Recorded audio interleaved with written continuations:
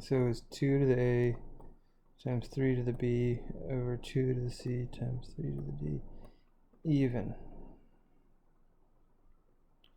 So in which case, how does it even if you're left with more 2's in the numerator than it has in the denominator? Basically, not all the 2's cancel out.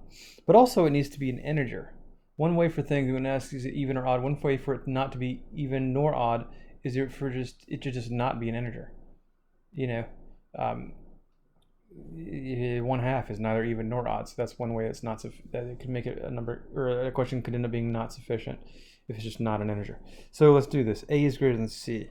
So that's cool. There's more 2's in the numerator than there are in the denominator. But we don't know if this is going to be an integer.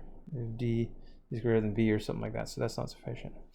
2, B equals C plus D. Okay, that's cool.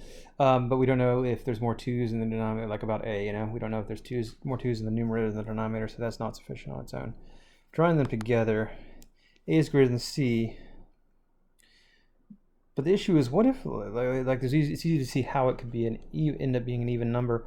But what if, like C is like a negative number or something like that, or D is a negative number?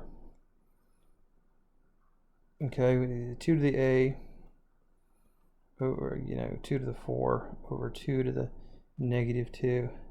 The reason why that's a problem is that B equals C plus D. C could drag down D, in which case, like if it's something like this, if C is a negative number, in that case B equals -1, and that this is not an integer. Yeah, if C could be negative and drag down that drags down the exponent on the 3's, this could end up not being an integer, so that's E.